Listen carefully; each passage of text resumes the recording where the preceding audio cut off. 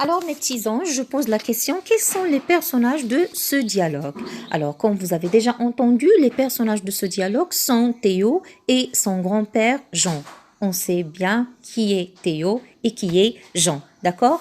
Alors, je pose la question, de quoi parlent-ils, les deux personnages du dialogue? Donc, ils parlent ou bien ils discutent autour du poster de la page 186 qui représente quatre animaux.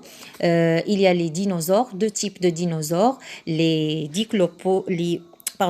diplodocus et le ptérodactyle, d'accord, qui n'existaient, qui ne vivaient pas, qui ont disparu tout simplement, d'accord. Pour la photo B, on parle d'un aigle royal, d'accord, et pour la photo C, on parle d'un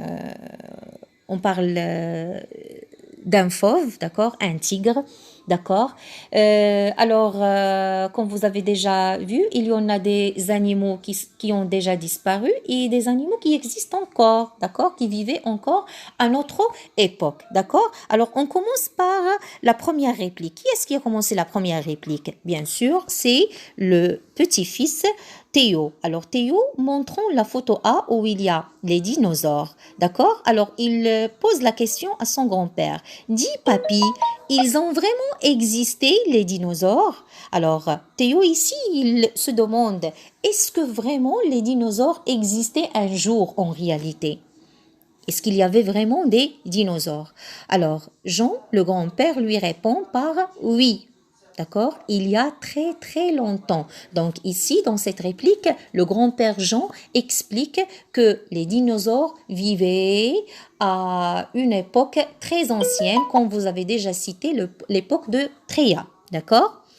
Pour la troisième réplique, le petit-fils Théo pose encore une autre question. Il demande à son grand-père, et comment le sais-tu, grand-père? Ça veut dire comment tu sais que les dinosaures existaient vraiment autrefois, très très longtemps.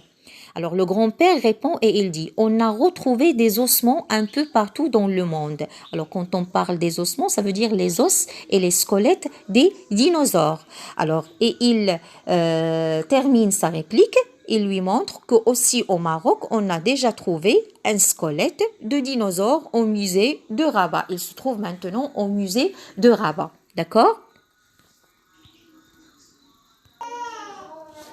Alors voilà l'image du squelette du dinosaure qui se trouve au musée de Rabat ici chez nous au Maroc.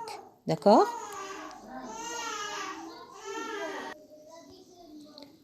Très bien.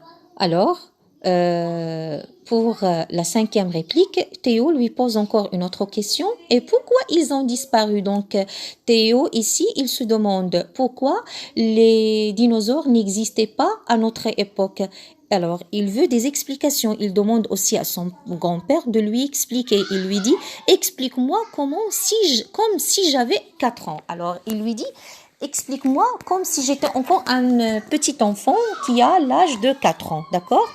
Alors, le grand-père Jean lui explique et lui dit, on ne sait pas vraiment. Alors, comme j'ai déjà expliqué quand on a parlé du poster, alors il n'y a pas de vraie cause. D'accord? Il y avait des hypothèses.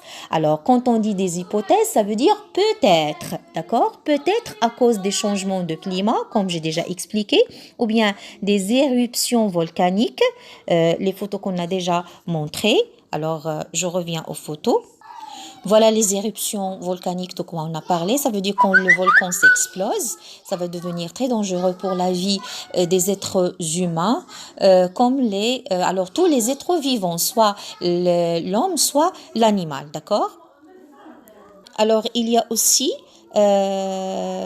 peut-être une autre cause, encore parce que leurs œufs ont été dévorés par d'autres animaux. Alors peut-être il y en a d'autres animaux mammifères qui ont mangé les œufs des dinosaures. Comme vous savez bien, le dinosaure n'accouche pas pour donner des bébés dinosaures. Il n'accouche pas comme les mammifères, mais il pond comme les poules, les oiseaux en général, et ainsi de suite. Il donne des œufs.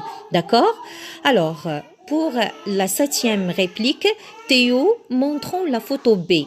Alors, et il dit à son grand-père, et cet oiseau majestueux qui plane. Alors, majestueux qui plane. Alors, quand on dit majestueux, majestueux, c'est un adjectif qui a deux sens. Alors, le premier sens qui a de la majesté, et on dit la majesté pour un roi, d'accord? Ça veut dire qu'il a un air, un port majestueux. Alors, imposant, ça veut dire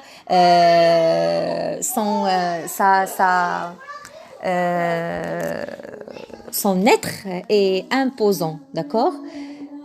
Si on peut le dire. Alors, quand on dit imposant, ça veut dire impose le respect, d'accord? Il impose le respect. Aussi bien, on peut dire qu'il a une beauté pleine de grandeur, de noblesse, ainsi de suite. Alors, quand par exemple, on dit un fleuve majestueux, ça veut dire grandiose, d'accord?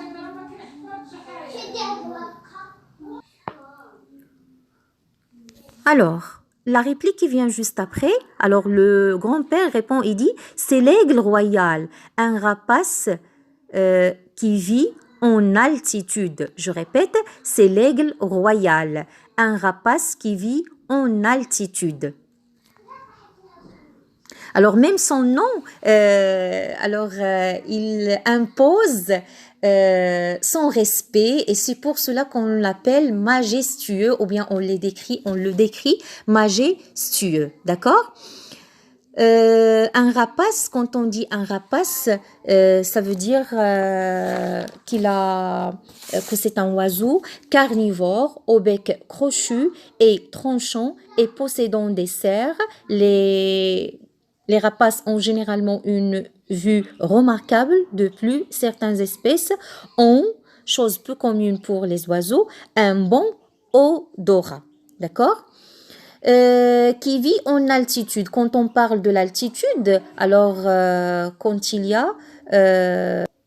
on parle de le dernier point de la montagne, d'accord? Alors il vit plus haut sur les montagnes, d'accord? La réplique qui vient juste après, Théo désignant la photo C. Il passe maintenant à la photo C et il dit à son grand-père, ce grand chat me paraît doux, je voudrais bien en avoir un. Alors, est-ce que vous avez dit que ce n'est pas, bien sûr, vous avez déjà remarqué la photo C et on a déjà dit le nom de cet animal, c'est un grand animal, ce n'est pas un chat, il appartient aux familles des chats, à la famille des chats, mais ce n'est pas un chat. D'accord? Et on ne peut pas le garder chez nous. On ne peut pas avoir un pareil. D'accord? Son grand-père lui répond et il lui dit « Ne te file pas aux apparences. » D'accord? Ne te file pas aux apparences. Ça veut dire les ressemblances entre cet animal et le chat. D'accord? Il appartient à la même famille, mais ce n'est pas chat. C'est un fauve. Ça veut dire c'est un tigre. Alors mes chers élèves, j'espère que vous avez bien appris ou bien vous avez bien compris le dialogue, de quoi parlent les personnages. On passe maintenant à répéter les répliques.